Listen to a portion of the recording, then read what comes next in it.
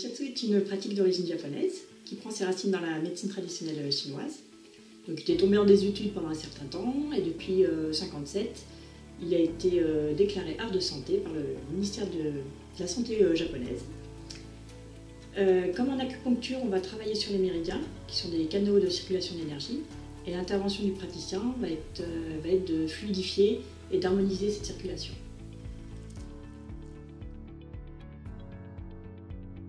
Alors, mes outils, ce sont mes mains, mes pouces, les avant-bras, les coudes. Ça va être aussi mon intuition, la respiration et toutes les connaissances que j'ai en médecine chinoise.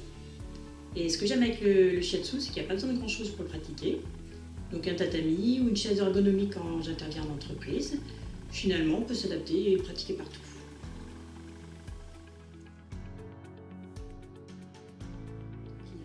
Alors, la séance va commencer par un petit entretien où je prends le temps de connaître un petit peu la personne, de voir ce qui l'amène, quels sont ses besoins, ses demandes. Lui présenter le shiatsu si la personne ne connaît pas. Ensuite, je vais l'inviter à s'allonger sur le tatami tout en restant habillé. Et là, je vais pratiquer pendant 1 heure le shiatsu, donc par des pressions, des étirements, des percussions, et selon le ressenti que j'ai à ce moment-là. Et ensuite, on va faire un petit retour, un nouveau temps d'échange pour recueillir les ressentis de chacun.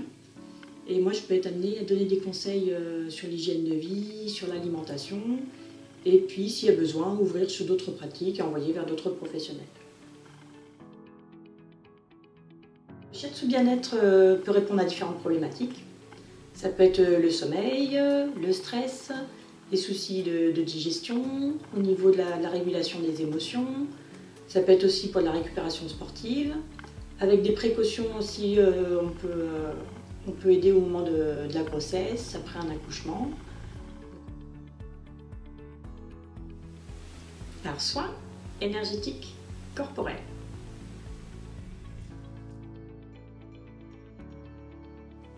Donc les conseils pour l'hiver, ce serait de faire comme la nature, de ralentir, de revenir vers soi pour se cocooner, se préserver du froid et recharger ses batteries pour l'année à venir.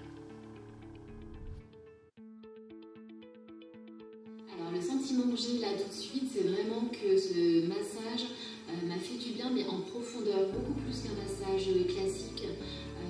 J'ai vraiment ressenti mes énergies, j'ai vraiment ressenti limite presque la fluidité presque de mon sang. Enfin, ça peut paraître curieux, mais c'est vrai, c'est vraiment ce que j'ai ressenti. J'ai vraiment une impression de reconnexion à moi-même. Donc c'était vraiment profond et même un petit peu déstabilisant, je trouve. Un petit plus pour ce massage shiatsu, c'est vraiment le fait de rester habillée. Moi, je suis vraiment quelqu'un de pudique et j'avoue que quand je suis en string ou en culotte lors d'un massage, je me sens pas très à l'aise, en tout cas au début. Donc là, le fait d'être toute habillée, en plus sous une couverture toute douillette, ça m'a vraiment aidé à me détendre dès le début. Je me sens détendue, je me sens reposée, comme si j'avais fait une sieste, alors que j'ai pas du tout dormi, j'étais bien présente. Donc c'est vraiment cette impression de zen-attitude là qui prédomine là tout de suite. Merci encore à Karine pour sa participation et ses explications. Plus d'infos sur le shiatsu sur notre site lescauseries-lyon.fr. Et n'oubliez pas, mercredi c'est causerie.